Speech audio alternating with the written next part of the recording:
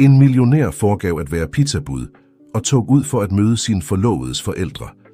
Magnus Andersen kiggede sig selv i spejlet i sin luksuriøse penthouse-lejlighed i hjertet af København. I en alder af 32 år var han selve billedet på succes. Høj, atletisk, med et ansigt, der så ud som om det var mejslet af de græske guder og grønne øjne, der udstrålede intelligens. Men denne morgen, ligesom så mange andre, følte han sig tom indeni. Som arving til Andersen ejendomsimperiet havde Magnus alt: penge, magt, kvinder. Men mens han justerede sit italienske silkeslips, spekulerede han på, om han nogensinde ville finde noget, der kunne fylde tomrummet i hans bryst. Andersen.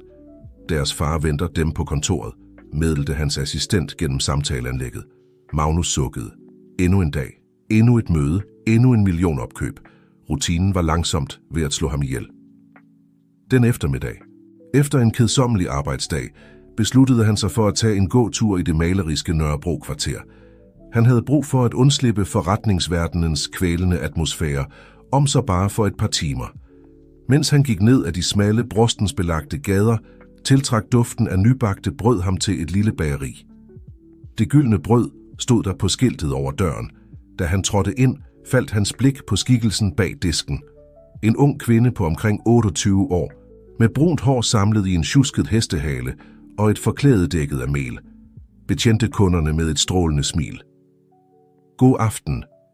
Hvad kan jeg hjælpe dig med? Spurgte den unge kvinde og fæstede sine honningfarvede øjne på Magnus. Et øjeblik stod Magnus målløs. Der var noget ved det blik, ved det oprigtige smil, der lammede ham. Hvad vil du anbefale? Stammede han og følte sig som en nervøs teenager. Den unge kvinde fnisede. Nå, vores valnødde og rosinbrød er husets specialitet. Men hvis du foretrækker noget mere traditionelt, så går du aldrig galt i byen med et godt landbrød. Jeg tager begge dele, svarede Magnus, ivrig efter at forlænge samtalen. Mens den unge kvinde pakkede brødet ind, bemærkede Magnus, hvordan hendes hænder arbejdede behændigt og kærligt. Hver bevægelse syntes at være en kærtegn af det produkt, hun havde lavet med så stor omhu. Jeg hedder forresten Freja, sagde hun og rakte ham posen. Jeg har ikke set dig her før. Mikkel, rettede Magnus så hurtigt. Jeg hedder Mikkel. Jeg er lige flyttet til kvarteret. Hvorfor havde han løjet? Ikke engang han vidste det. Måske var det ønsket om at være en anden, om så bare for et øjeblik. Jamen velkommen, Mikkel, smilede Freja. Jeg håber at se dig oftere her. Magnus forlod bageriet med bankende hjerte. For første gang i årvis følte han en gnist af spænding, men også skyld. Han havde løjet, og nu vidste han ikke, hvordan han skulle trække det tilbage. I dagene, der fulgte, kunne Magnus ikke få Freja ud af hovedet. Hendes smil, hendes autenticitet, den passion, hvormed hun talte om sit håndværk, alt ved hende fascinerede ham. Det var som et pust af frisk luft i hans stagnerede liv. En aften, mens han spiste middag alene i sin penthouse-lejlighed, fik han en skør idé. Hvis han virkelig ville lære Freja at kende, ville han være nødt til at opretholde sin løgn. Men hvordan? Svaret kom i form af en tv-reklame, der var brug for pizzabud.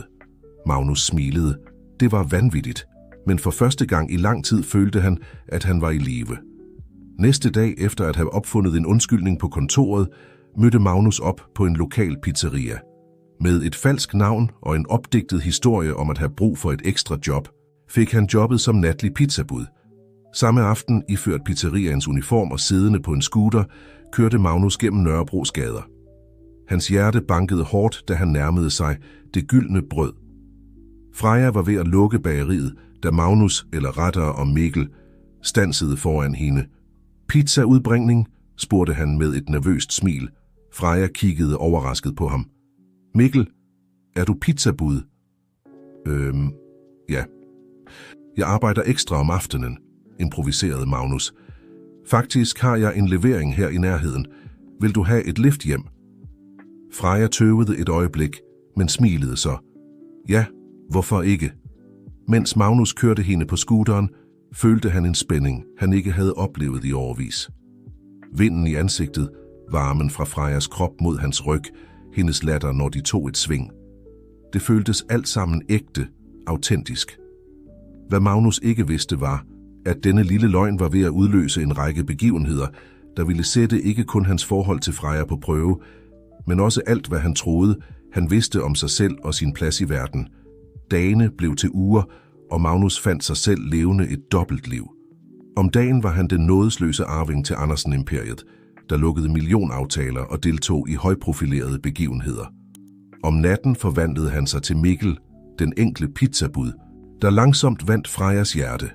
Hver aften efter sin vagt på pizzeriet kom Magnus forbi bageriet. Nogle gange ventede Freja på ham med en kop kaffe og et stykke friskbagt kage. Andre gange gik de en tur gennem Nørrebros brostensbelagte gader, grinende og delende historier. Ved du hvad? Jeg troede aldrig, jeg ville føle mig så tilpas med nogen, indrømmede Freja en aften, mens de gik under gadelygternes skær. Du er anderledes. Mikkel. Magnus følte et stik af skyld. Du er også speciel, Freja. Jeg har aldrig mødt nogen som dig, og det var sandt. I Magnus' verden havde forhold altid været transaktionelle. Kærlighed for status, selskab for penge. Men med Freja var alt ægte. Hun blev begejstret over de små ting. Duften af nybagte brød, en solnedgang, en sang i radioen. Dog blev det sværere og sværere at opretholde løgnen. Magnus måtte opfinde undskyldninger for sine fravær i virksomheden, og mere end en gang var han tæt på at blive opdaget. En eftermiddag, mens han var ved at lukke en vigtig aftale, konfronterede hans far, Frederik Andersen, ham. Magnus, hvad fanden sker der for dig på det sidste? Du er distraheret, kommer for sent til møderne. Er der noget, jeg bør vide? Magnus slugte en klump. Nej, far, jeg er bare ved at udforske nye investeringsmuligheder. Frederik kiggede mistænksomt på ham, men pressede ikke yderligere på. Den aften, mens Magnus forberedte sig til sin vagt på pizzeriet, modtog han et opkald fra Freja. Mikkel, har du lyst til at spise middag hjemme hos mig i morgen? Mine forældre vil gerne møde dig. Magnus' hjerte sprang et slag over at møde Frejas forældre. Det ville bringe hans løgn til et nyt niveau. Men da han hørte begejstringen i Frejas stemme, kunne han ikke sige nej.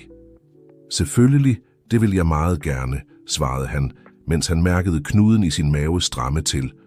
Den følgende aften mødte Magnus op ved familien Nielsens beskedne hus med en billig flaske vin og hjertet i halsen.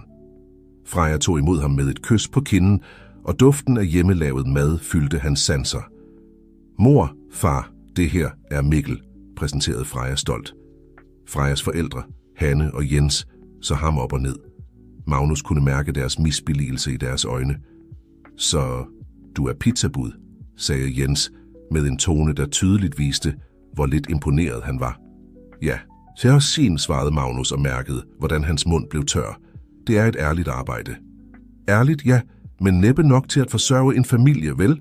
Indskød Hanne med et smil, der ikke nåede hendes øjne. Freja så ud til at være flov. Mor, vær sød. Middagen forløb i en anspændt atmosfære. Magnus forsøgte at være charmerende, talte om sin påståede passion for gastronomi og sine planer om en dag at åbne sin egen restaurant. Men han kunne mærke Frejas forældres foragtende blikke. Vores datter fortjener det bedste, sagde Jens ved aftenens slutning. Jeg håber, du forstår det, Mikkel. Magnus forlod familien Nielsens hus og følte sig elendig. På den ene side var han rasende over den behandling, han havde fået. Han, Magnus Andersen, en af de rigeste mænd i København, behandlede som om han ikke var værdig. Men på den anden side nagede skylden ham. Det var alt sammen en løgn. Og Freja fortjente ikke det. Jeg er virkelig ked af, hvordan mine forældre behandlede dig, sagde Freja, mens hun fulgte ham til døren. De forstår ikke, at penge ikke er alt. Magnus kiggede hende i øjnene og så en blanding af kærlighed og bekymring. I det øjeblik tog han en beslutning. Han var nødt til at fortælle hende sandheden, uanset konsekvenserne. Freja, jeg. Men før han kunne fortsætte, ringede Magnus' telefon. Det var hans far. Magnus, jeg har brug for, at du kommer til kontoret med det samme. Vi har en krise med Nordhavn-projektet. Virkeligheden ramte Magnus som en hammer. Han kunne ikke undslippe, hvem han virkelig var, uanset hvor meget han prøvede. Undskyld, jeg er nødt til at gå, sagde han til Freja og gav hende et hurtigt kys. Jeg ringer til dig i morgen. Mens han gik væk, så Magnus ikke det mistænksomme blik i Frejas øjne. Hun havde bemærket ændringen i hans stemme, måden han havde rettet sig op på, da han modtog opkaldet. Og frem for alt havde hun set det luksuriøse ur, der stak frem under hans jakkeærme, da han sagde farvel. Freja lukkede døren med 1000 spørgsmål hvirvlende rundt i hovedet. Hvem var Mikkel virkelig? Og vigtigere endnu, hvorfor løj han for hende? De følgende dage var en tortur for Magnus.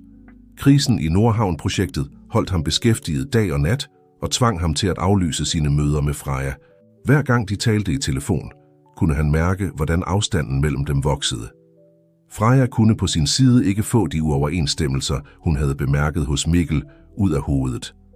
Fast besluttet på at opdage sandheden, begyndte hun sin egen efterforskning. En eftermiddag, mens hun gjorde det rent i bageriet, fandt Freja et visitkort, som Mikkel havde tabt under et af hans besøg. Magnus Andersen, administrerende direktør, Andersen Ejendomsgruppe. Hendes verden faldt sammen.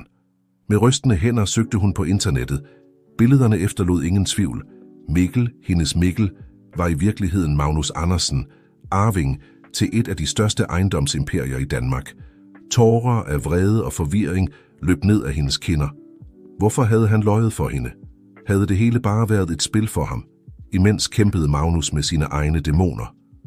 Presset fra hans far, skyldfølelsen over at lyve for Freja, ønsket om at undslippe sit privilegerede liv. Det hele blandede sig i en hvirvelstorm af følelser. Endelig, efter en udmattende uge, besluttede Magnus, at det var på tide at se sandheden i øjnene. Den aften dukkede han op i bageriet lige før lukketid. Freja, vi er nødt til at tale sammen, sagde han med hjertet i halsen. Hun kiggede på ham med en blanding af smerte og skuffelse. Ja, Magnus, jeg tror, vi har meget at tale om. Stilheden, der fulgte, var øredøvende. Magnus følte, hvordan jorden åbnede sig under hans fødder. Du ved det, stammede han. Jeg ved det hele, svarede Freja, hendes stemme skælvende af følelser. Hvorfor, Magnus? Hvorfor lyve for mig? Magnus faldt sammen på en stol og følte sig mindre end nogensinde før. Jeg var bange for, at du ville dømme mig på grund af mine penge, mit efternavn. Jeg ville have, at du skulle lære mig at kende for, hvem jeg virkelig er, ikke for, hvad jeg har. Freja kiggede på ham, hendes øjne fulde af forvirring og smerte. Om hvem er du virkelig, Magnus? Den succesfulde forretningsmand eller pizzabudet? Hvordan kan jeg vide, hvilken del af dig, der er ægte? Magnus kørte hænderne gennem sit hår i desperation. Alt, hvad vi har delt, er ægte, Freja. Mine følelser, vores samtaler, latteren. Det er det mest autentiske, jeg har oplevet i årevis. Men du byggede det hele på en løgn, svarede Freja. Hendes stemme knækkende over. Hvordan kan jeg stole på dig nu? Stilheden, der fulgte, var tung, ladet med usagte følelser og knuste forhåbninger. Endelig talte Freja. Jeg har brug for tid, Magnus. Tid til at bearbejde alt dette, til at forstå, hvem du virkelig er. Magnus nikkede og følte, hvordan hans hjerte blev revet i tu. Jeg forstår. Jeg vil give dig al den plads, du har brug for. Men tro mig, når jeg siger, at mine følelser for dig er ægte. Han forlod bageriet med en følelse af, at han efterlod en del af sig selv. Den del, der for første gang i sit liv havde følt sig virkelig levende. De følgende dage var en hvirvelstrøm for dem begge. Magnus fordybede sig i arbejde i et forsøg på at drukne sin smerte i endeløse møder og kontrakter. Freja kæmpede for at opretholde normaliteten i bageriet, selvom hendes tanker var kilometer væk. Hvad ingen af dem vidste var, at deres historie var ved at blive endnu mere kompliceret. Frederik Andersen, der var intrigeret af sin søns uberegnelige opførsel i de sidste uger, havde besluttet sig for at undersøge sagen. Og det han opdagede, fyldte ham med vrede og bekymring. Magnus, tordnede Frederik. Idet han stormede ind på sin søns kontor. Kan du forklare mig, hvad fanden du har gang i? Magnus kiggede op fra sine dokumenter, overrasket. Hvad mener du? Far? Frederik smed en kuvert fuld af fotografier på skrivebordet. På dem så man Magnus klædt som pizzabud sammen med Freja. Er du blevet vanvittig? Klæde dig ud som pizzabud for at gøre kur til en bager. Har du nogen idé om, hvordan dette kunne påvirke virksomheden, hvis det blev offentligt kendt? Magnus mærkede, hvordan vreden voksede inden i ham. Mit privatliv er ikke din sag, far. Og Freja er ikke bare en bager. Hun er en distraktion, afbrød Frederik. En distraktion, som du ikke har råd til. Vi har Nordhavn-projektet på spil, millionkontrakter, der skal underskrives. Jeg kan ikke tillade, at du smider det hele væk for en caprice. En caprice? Magnus rejste sig op og konfronterede sin far. For første gang i mit liv føler jeg noget ægte, noget der ikke har noget at gøre med penge eller magt. Og jeg har ikke tænkt mig at give afkald på det. Frederik kneb øjnene sammen. Det får vi at se. Husk, Magnus, at alt hvad du har, alt hvad du er, skyldes denne virksomhed. Glem det ikke. Med disse ord forlod han kontoret og efterlod Magnus kogende af vrede og frustration.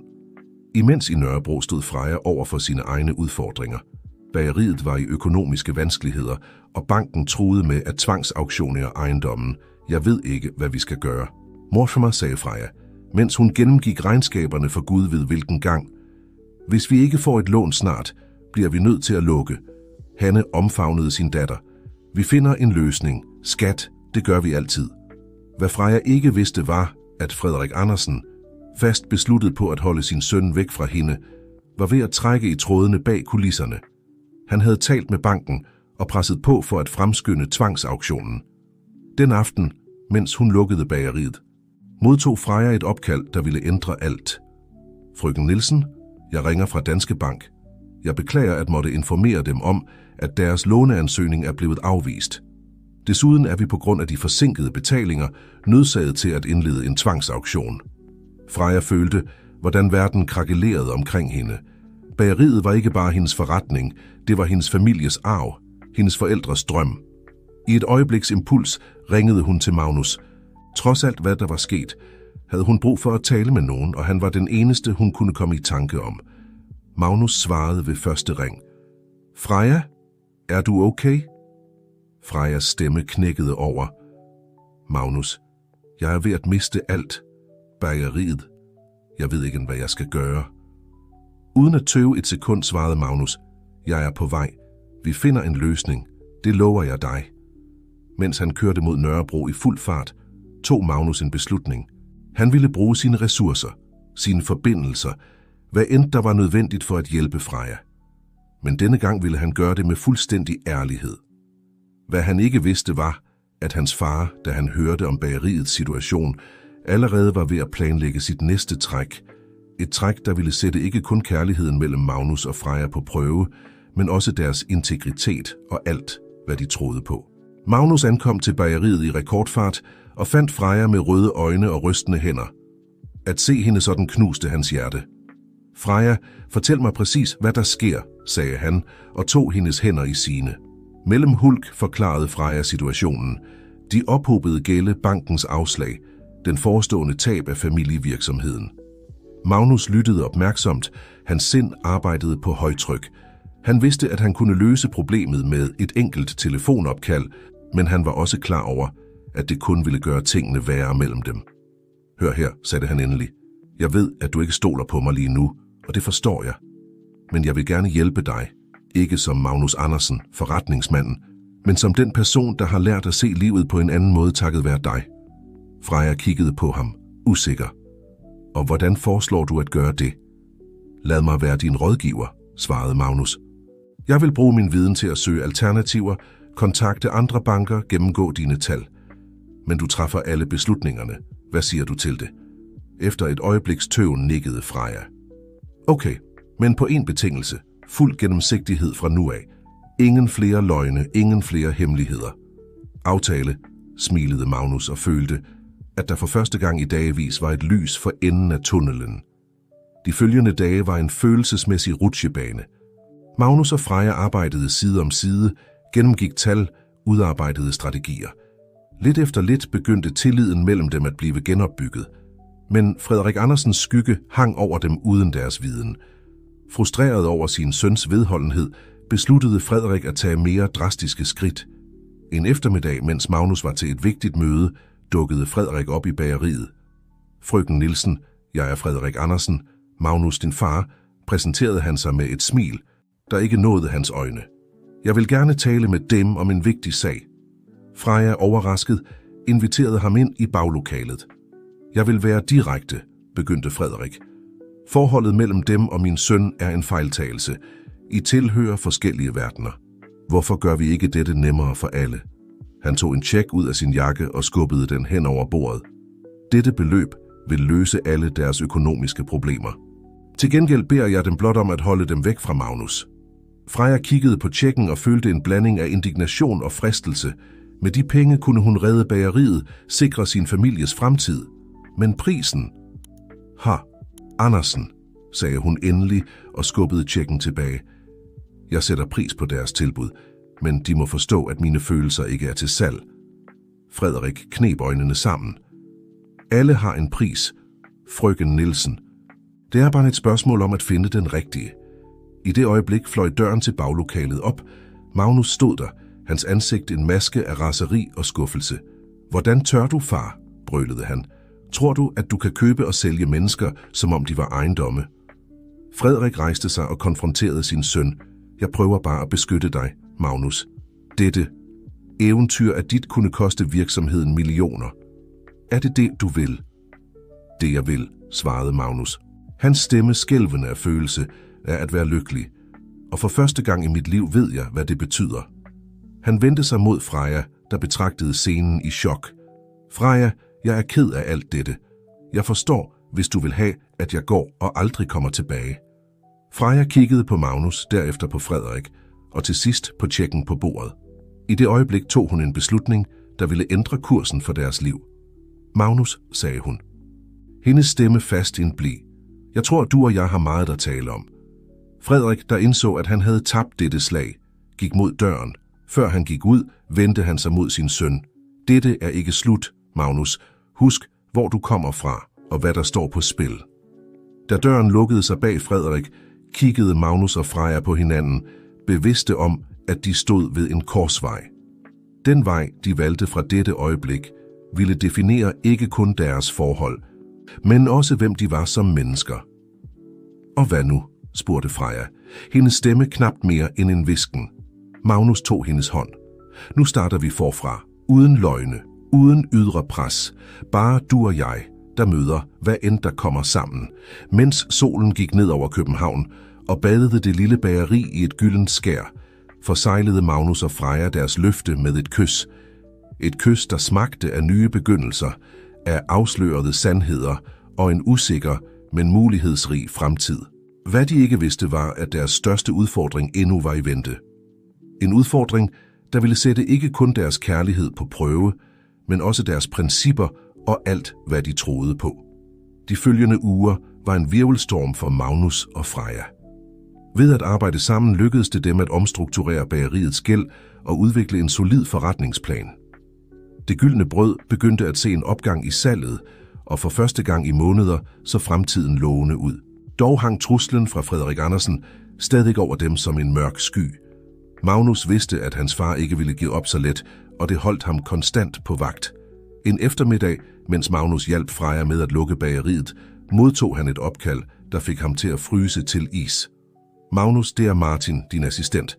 Du er nødt til at komme til kontoret med det samme. Din far har indkaldt til et krisemøde i bestyrelsen. Med hjertet i halsen sagde Magnus hurtigt farvel til Freja og begav sig mod Andersen-gruppens hovedkontor. Ved ankomsten fandt han bestyrelseslokalet i oprør. Frederik stod for bordenden, hans ansigt en maske af beslutsomhed. Magnus, godt du kommer. Vi var lige ved at begynde. Magnus satte sig ned og mærkede de andre bestyrelsesmedlemmers blikke på sig. Hans far begyndte at tale.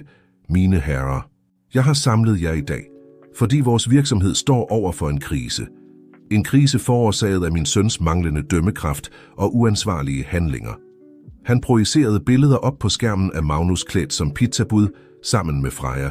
Mumlen fyldte rummet. Magnus har levet et dobbeltliv og bragt vores virksomheds omdømme og interesser i fare. Derfor foreslår jeg, at han fjernes fra sin position som administrerende direktør. I det mindste midlertidigt. Lokalet brød ud i kaos af stemmer.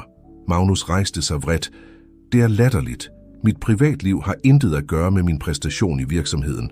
Tallene taler for sig selv. Tallene er ikke alt, søn, svarede Frederik. Tillid og image er lige så vigtige i vores branche. Diskussionen fortsatte i timevis. Til sidst kom det til afstemning. Til Magnus' rædsel støttede flertallet af bestyrelsen hans fars forslag. På et øjeblik var han berøvet sin position, sit kontor, alt hvad han havde kendt. Omtumlet forlod Magnus bygningen midt om natten. Uden at tænke over det, førte hans skridt ham til Frejas bageri. Lyset var stadig tændt. Freja, der så ham komme ind med et fortvivlet ansigtsudtryk, vidste straks, at noget var galt. Magnus, hvad er der sket? Han faldt sammen på en stol og fortalte hende alt mellem hulkende gråd. Freja lyttede i stilhed, hendes hjerte knust for manden. Hun elskede. Jeg har mistet alt, Freja, afsluttede Magnus. Mit job, min identitet, alt hvad jeg har arbejdet for i årevis. Freja tog hans hænder i sine. Du har ikke mistet alt, Magnus. Du har mig. Vi har hinanden. Disse ord, så enkle, men så kraftfulde, var som en balsam for Magnus.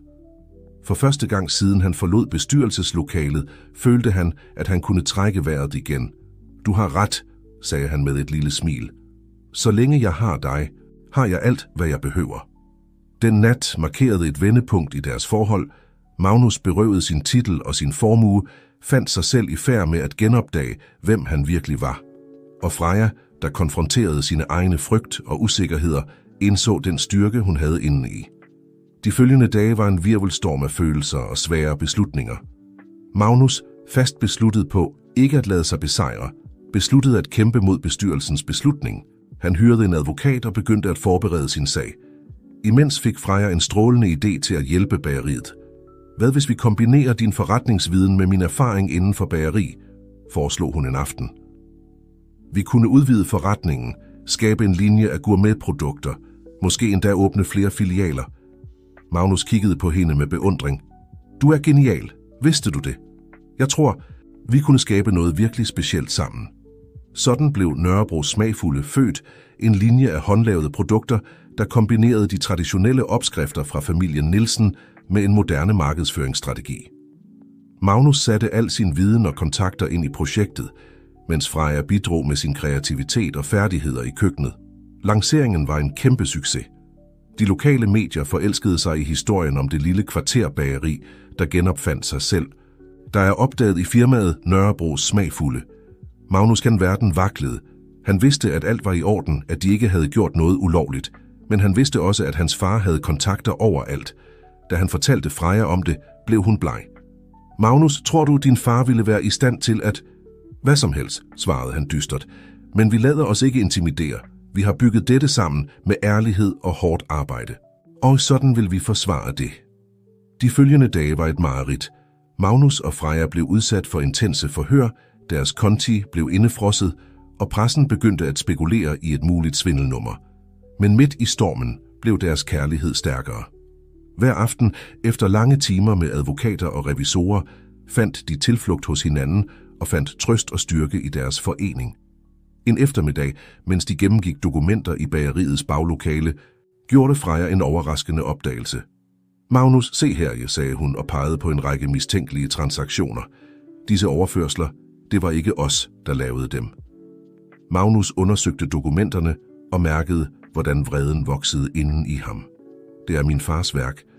Han må have brugt sine kontakter i banken til at manipulere vores konti. Men det betyder, begyndte Freja. Det betyder, at vi har beviser, afsluttede Magnus med en gnist af håb i øjnene. Beviser for, at vi har været ofre for en sammensværgelse. Bevæbnet med disse nye oplysninger besluttede Magnus og Freja at slå tilbage.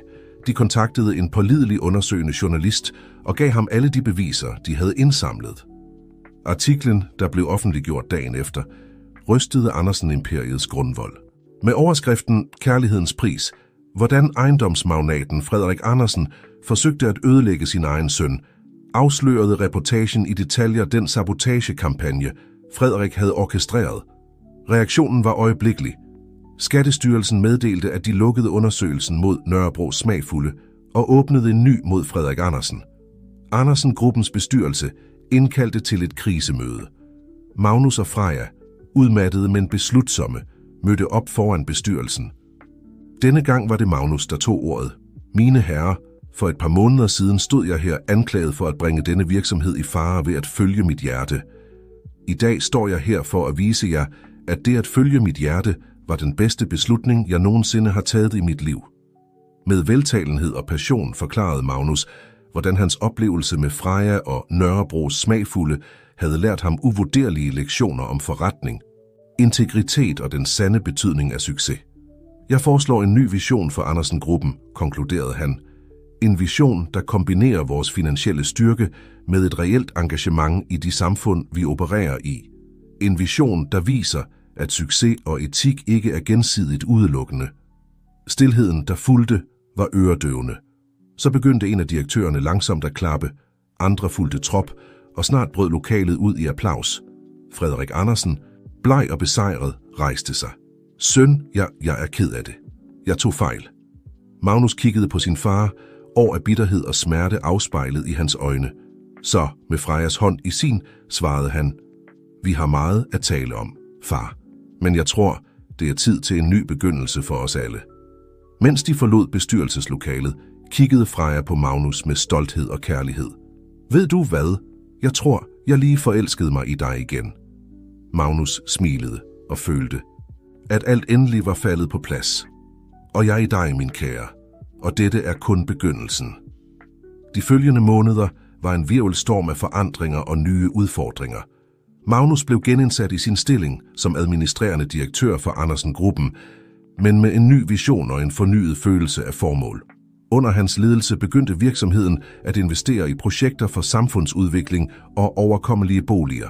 At Nørrebros Smagfulde blev spydspidsen i et nyt initiativ til at støtte små lokale virksomheder. Freja fandt sig selv navigerende i en verden, der tidligere havde været fremmed for hende. Pludselig deltog hun i velgørenhedsgalaer og forretningsmøder, altid med sin autenticitet og varme intakt. En eftermiddag, mens de gik en tur i Kongens Have, stoppede Magnus foran en statue. Ved du hvad, denne park minder mig om os, sagde han eftertænksomt. Freja kiggede nysgerrigt på ham. Hvordan det? Se på disse detaljer, forklarede Magnus og pegede på statuens fine udskæringer. Hver enkelt er unik anderledes, men sammen danner de noget smukt og harmonisk. Sådan er vi. Vi kommer fra forskellige verdener, men sammen er vi noget ekstraordinært. Freja følte sit hjerte smelte. Magnus Andersen, er du ved at fri til mig? Han smilede og tog en lille æske frem fra sin lomme. Freja Nielsen, vil du gøre mig den ære at gøre vores kunstværk permanent? Mellem tårer og latter accepterede Freja. Ringen, et smukt design, der kombinerede diamanter med små farvede sten i et mønster, der mindede om statuens detaljer, var det perfekte symbol på deres forening. Nyheden om deres forlovelse spredte sig hurtigt. Til begges overraskelse blev den modtaget med glæde, ikke kun af deres venner og Nørrebro-samfundet, men også af størstedelen af Københavns forretningsverden. Dog var ikke alt rosenrødt. Frederik Andersen, skønt angrædende over sine tidligere handlinger, kæmpede stadig for fuldt ud at acceptere den nye retning, hans søn gav virksomheden.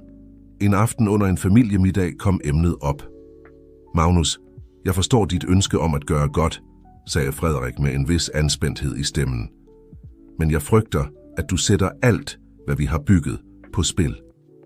Magnus tog en dyb indånding og søgte efter tålmodighed. Far, jeg sætter ikke noget på spil. Jeg sikrer vores fremtid. Verden forandrer sig, og de virksomheder, der ikke tilpasser sig, der ikke viser socialt ansvar, vil blive ladt tilbage. Freja, der indtil da havde været tavs, brød ind. Hør, Andersen, hvis jeg må... Da jeg mødte Magnus, troede jeg, han var en simpel pizzabud. Jeg forelskede mig i ham for den. Han var ikke for det, han havde. Og det var den version af Magnus, autentisk og medfølende, der inspirerede Nørrebros Smagfulde. Vores succes kom ikke fra store investeringer eller komplicerede strategier. Den kom fra en ægte forbindelse til samfundet, fra at forstå dets behov og ønsker. Frederik lyttede opmærksomt, hans udtryk gradvist blødgjort. Det Magnus gør, fortsatte Freja, er at anvende den samme filosofi i stor skala.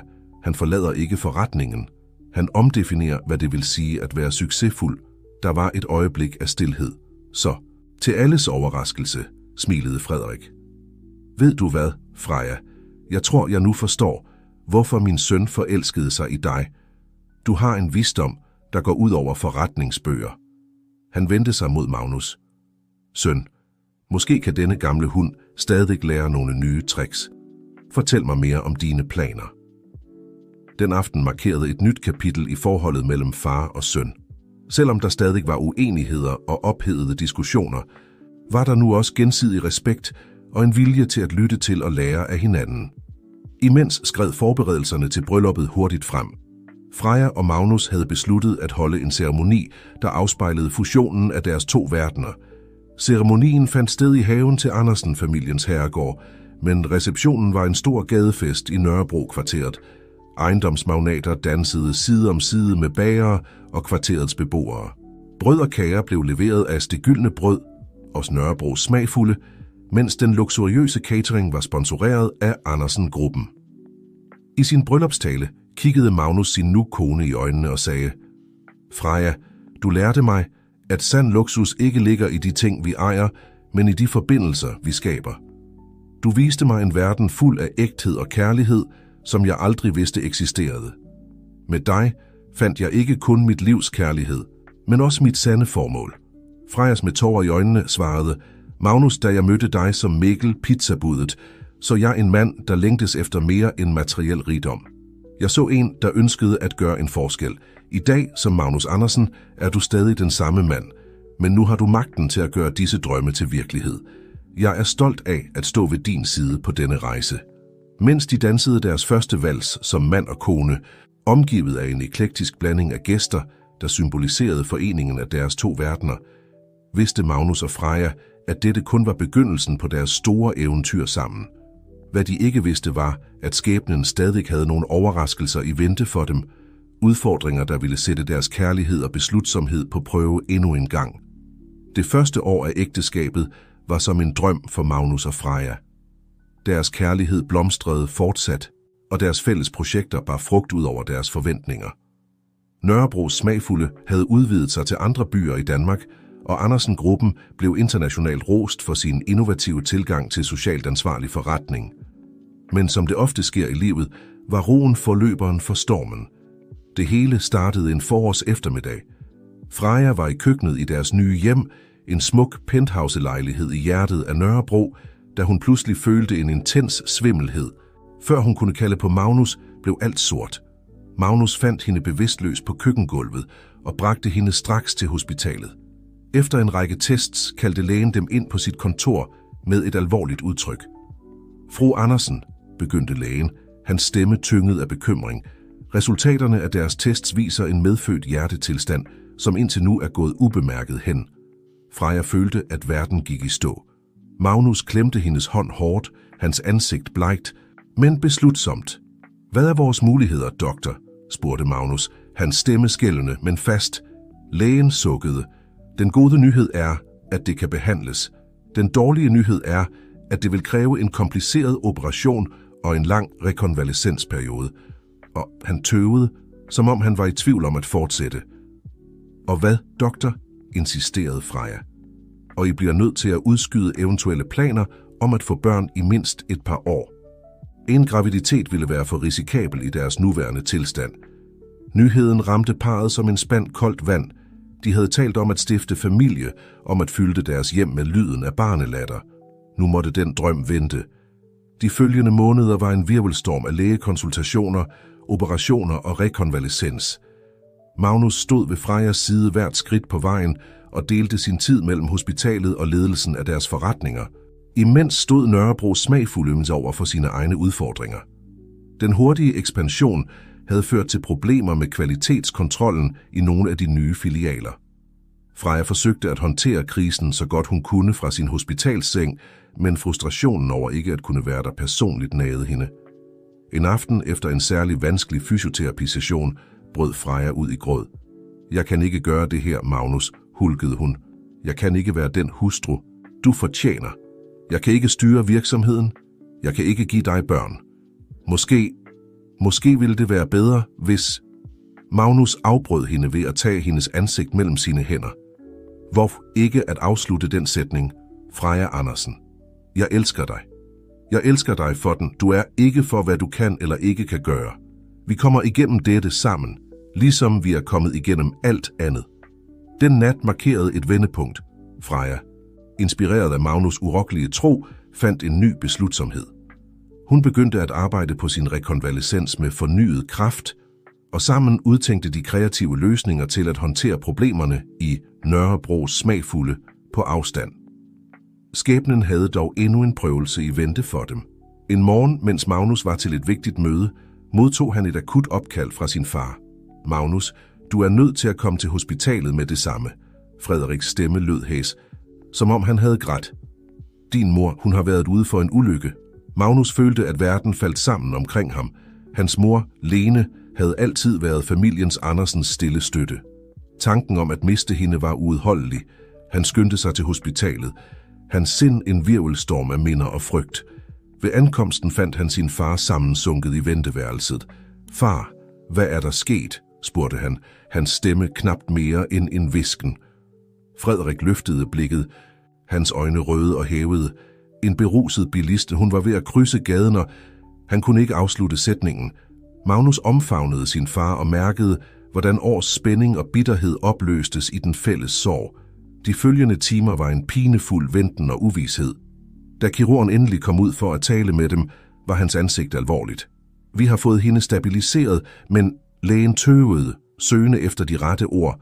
Hun har lidt betydelige hjerneskader. Vi ved ikke, om hun vil vågne, og hvis hun gør, er det sandsynligt, at hun vil have permanente men. Magnus følte, at jorden åbnede sig under hans fødder. Hvordan kunne det være, at lige når tingene begyndte at blive bedre med Freja, kastede universet dette nye slag mod ham? Dagene blev til uger, og Magnus fandt sig selv splittet mellem 2 hospitaler. Et, hvor hans kone kæmpede for at komme sig, og et andet, hvor hans mor klamrede sig til livet. Det var Freja. Der trods sin egen tilstand blev Magnus følelsesmæssige støtte. Min elskede, sagde hun en aften, mens han hvilede hovedet i hendes skød. Jeg ved, det er hårdt, men du er ikke alene. Vi står sammen i dette, som vi altid har gjort. Magnus kiggede op på hende, hans øjne fyldt med tårer og kærlighed. Jeg ved ikke, hvad jeg skulle gøre uden dig, Freja. Du er min styrke. Og du er min, svarede hun og kyssede hans pande. Og sammen vil vi være den styrke. Din mor har brug for at komme sig. Med fornyet beslutsomhed mødte Magnus og Freja de udfordringer, der lå foran dem. Freja, stadig under rekonvalescens, insisterede på at blive overført til det hospital, hvor Lene var, så hun kunne være tæt på familien. Det var under et af hendes besøg hos Lene, at noget uventet skete. Freja var ved at læse højt for sin svigermor, som hun gjorde hver dag, da hun pludselig mærkede et svagt tryk på sin hånd. Magnus, kaldte hun. Hendes stemme skældende af følelse. Jeg tror, din mor lige bevægede sin hånd. Lægerne styrtede ind på stuen. Efter en række tests bekræftede de, hvad der syntes at være et mirakel. Lene var ved at vågne fra sin koma. Lenes rekonvalescens var langsom og vanskelig, men hvert lille fremskridt var en sejr for familien Andersen. Magnus og Frederik skiftedes til at være hos hende, og i processen forsonedes de og skabte et nyt forhold baseret på gensidig respekt og familiekærlighed. Imens fortsatte Freja sin egen rekonvalescens, inspireret af sin svigermors kamp. Sammen blev svigerdatter og svigermor symbolet på Andersen-familiens modstandskraft og styrke. En dag, mens Magnus iagttog Freja og sin mor lave fysioterapiøvelser sammen, grinende og opmuntrende hinanden, indså han noget fundamentalt. Den sande rigdom, den sande succes, lå ikke i de bygninger, han opførte, eller de virksomheder, han ledede. Den var lige her i kærligheden og styrken i hans familie. Med tårer i øjnene sluttede Magnus sig til dem, taknemmelig for de lektioner, livet havde lært ham, og spændt på den fremtid, de havde foran sig, uanset hvilke udfordringer de måtte møde. Hvad Magnus ikke vidste var, at skæbnen stadig havde en sidste overraskelse i vente for dem, en der ville ændre deres liv på en måde, de aldrig kunne have forestillet sig. Der var gået 6 måneder siden Lenes ulykke, og livet i Andersen-familien syntes at have fundet en ny balance. Lene, skønt stadig i kørestol, havde genvundet en stor del af sine kognitive evner. Freja var på sin side næsten helt kommet sig og havde igen taget tøjlerne i Nørrebros smagfulde. En morgen, mens de spiste morgenmad på terrassen i deres penthouse-lejlighed, bemærkede Freja, at Magnus virkede distraheret. Hvad er der galt, det skat? Spurgte hun og tog hans hånd over bordet. Magnus sukkede.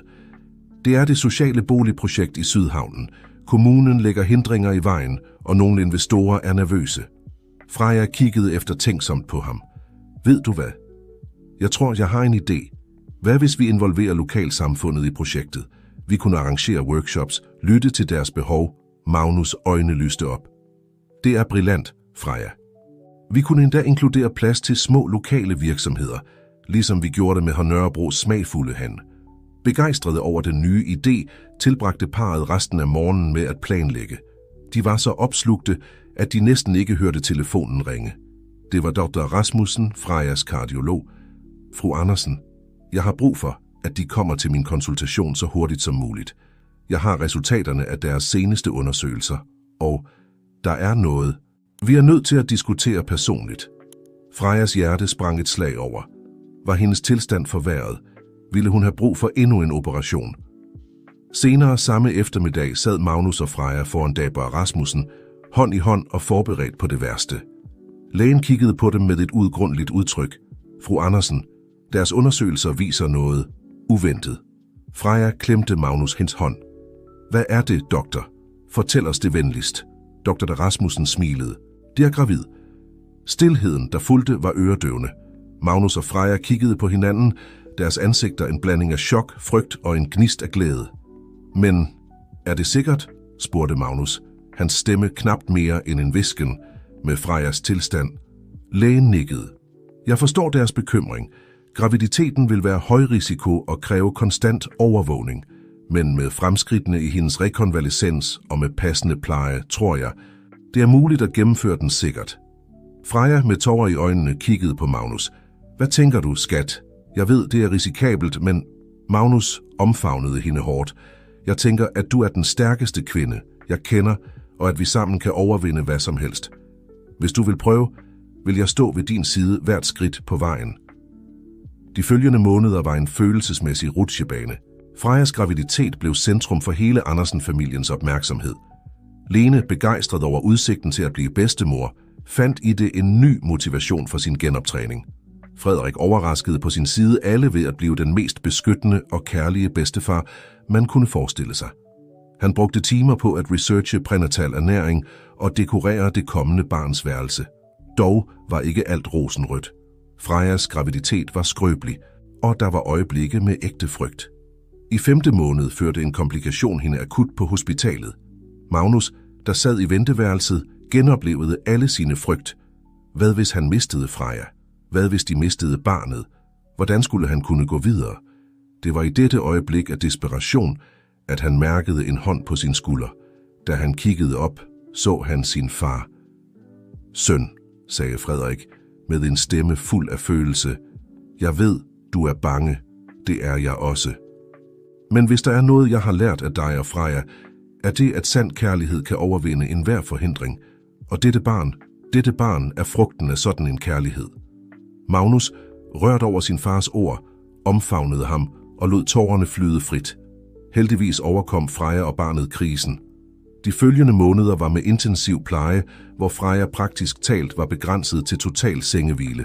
Men langt fra at føle sig frustreret, brugte Freja denne tid på at forbinde sig med sin baby og planlægge fremtiden. Det var under en af disse eftermiddage med hvile, at Freja fik en åbenbaring. Magnus, sagde hun, mens han smurte creme på hendes voksende mave. Hvad hvis vi skaber en fond? Magnus kiggede nysgerrigt på hende. En fond? Freja nikkede entusiastisk. Ja, en fond til at støtte højrisikomødre, der ikke har de ressourcer, vi har. Vi kunne tilbyde lægehjælp, psykologisk støtte, endda økonomisk hjælp. Magnus' øjne strålede. Det er en vidunderlig idé, skat, og vi kunne knytte den til det sociale boligprojekt, tilbyde tilpassede boliger til disse familier. Sådan blev fonden Ny Morgen født. Et projekt, der snart ville blive Andersen-familiens stolthed og et fyrtårn af håb for mange familier i København. Endelig, efter måneder med angst, håb og kærlighed, kom den store dag. Freja gik i fødsel en forårs eftermiddag. De følgende timer var intense. Magnus ved hendes side hele tiden svingede mellem frygt og begejstring. Lene og Frederik ventede udenfor sammen med Frejas forældre, alle forenet i ventetiden. Og så, midt om natten, hørte man et skrig. Et stærkt, kraftfuldt skrig, fuld af liv. Det er en pige, annoncerede lægen og lagde babyen i Frejas arme. Magnus, med tårer i øjnene, kiggede på sin datter. Hun var perfekt, lille. Lyserød med en dusk mørkt hår og øjnene. Frejas øjne. Hej håb, hviskede Freja og kyssede sin datters pande. Velkommen til verden. Magnus omfavnede sin familie og følte, at hans hjerte kunne sprænges af lykke. I det øjeblik syntes alle prøvelserne, alle forhindringerne, de havde mødt, at være det hele værd. Mens familien kom ind for at møde det nye medlem, følte Magnus, at hans liv havde nået et punkt af fuldkommenhed, han aldrig havde troet muligt. At se sine forældre, Frejas forældre, alle samlet omkring håb, var billedet af alt, han nogensinde havde drømt om, uden engang at vide det. Mens solen gik ned over København og badede byen i gyldne toner, forberedte Andersen-familien sig på en ny fase af deres liv. En fase fuld af udfordringer uden tvivl, men også overstrømmende med kærlighed, håb og visheden om, at de sammen kunne overvinde enhver forhindring. Hvad de ikke vidste var, at skæbnen stadig havde en sidste overraskelse i vente for dem. En, der ville sætte alt, hvad de havde bygget op, på prøve og få dem til at sætte spørgsmålstegn ved den sande betydning af succes og lykke. 5 år var gået siden Håbs fødsel. Andersens liv havde fundet en harmonisk balance mellem arbejde, familie og deres sociale engagement. Fonden Ny Morgen var blevet et forbillede i hele Danmark. Og Andersen-gruppen var internationalt anerkendt for sin innovative tilgang til socialt ansvarlig forretning. Håb, nu 7 år gammel, var en strålende og medfølende pige, altid ivrig efter at hjælpe i fonden. Mathias, deres 5-årige søn, viste et tidligt talent for madlavning til Frejas store glæde. En eftermiddag, mens familien nød en picnic i Kongens Have, modtog Magnus et opkald, der ville ændre kursen for deres liv. H.R. Andersen sagde en stemme i den anden ende af linjen. Dette er Camilla Jensen fra Socialministeriet. Vi vil gerne foreslå dem noget. Forslaget var lige så uventet som spændende. Regeringen ønskede, at Magnus skulle lede et nationalt projekt for at replikere fonden Ny Morgens model i hele landet. Da Magnus delte nyheden med Freja, så han et glimt af stolthed blandet med bekymring i hendes øjne. Det er en utrolig mulighed, Magnus, sagde Freja. Vi kunne hjælpe så mange familier, men det ville betyde, at vi skulle flytte til Aarhus, forlade alt det, vi har bygget op her. Magnus nikkede, forstående omfanget af den beslutning, de stod overfor. Vi behøver ikke at beslutte os nu. Lad os tage os tid til at tænke over det. De følgende dage var fyldt med intens refleksion for Andersen-familien. Magnus og Freja tilbragte nætter med at diskutere fordele og ulemper, overveje, hvordan det ville påvirke deres børn, deres forretninger, det liv, de havde opbygget i København. Det var under en af disse samtaler, at Håb overraskede dem med et spørgsmål. Far, mor, sagde hun med en alvor, der var usædvanlig for hendes alder. Hvorfor gør I alt dette? Hvorfor er det så vigtigt at hjælpe andre mennesker? Magnus og Freja så på hinanden, rørt over dybden i deres datters spørgsmål. Det var Freja, der svarede. Skat, kan du huske historien om, hvordan far og jeg mødtes? Om hvordan han foregav at være pizzabud for at lære mig at kende? Håb nikkede smilende. Hun elskede den historie. Nå, fortsatte Freja. Den oplevelse lærte os noget meget vigtigt. Den viste os, at et menneskes værdi ikke ligger i, hvad de har eller deres sociale position, men i hvem de er indeni. Og den fik os til at indse, at vi havde magten til at hjælpe andre med at se det også. Magnus tilføjede. Og hver gang vi hjælper nogen, hver gang vi ser en familie overvinde deres vanskeligheder takket være vores støtte, føler vi, at vi ærer den lektie, vi lærte. Håb tænkte et øjeblik og sagde så hvis vi flytter til Aarhus, kan vi hjælpe flere mennesker. Magnus og Freja så på hinanden, overrasket over deres datters indsigt. Ja, skat, svarede Magnus. Vi kunne hjælpe mange flere mennesker. Så tror jeg, vi burde tage afsted, sagde Håb med overbevisning. Og måske kan vi åbne et bageri som mors der også. Mathias, der havde lyttet i stilhed, tilføjede, og jeg kan hjælpe med at bage. I det øjeblik, da de så på deres børn, vidste Magnus og Freja, hvad den rigtige beslutning var. De følgende måneder var en hvirvelstorm af aktivitet. Nyheden om, at Andersen-familien flyttede til Aarhus for at lede et nationalt projekt, skabte røre i København. Der var tårer og følelsesladede farvel, men også en generel følelse af stolthed og håb. Dagen før deres afrejse samledes hele familien i det lille bageri, hvor det hele var begyndt. Det gyldne brød var fyldt med venner, ansatte og naboer, der var kommet for at sige farvel. Mens Magnus i akt tog Freja grine med sine tidligere medarbejdere, sine børn lege med kvarterets børn, sine forældre i livlig samtale med Frejas forældre, følte han en bølge af følelser. Han gik hen til Freja og omfavnede hende bagfra. Ved du hvad, hviskede han i hendes ører.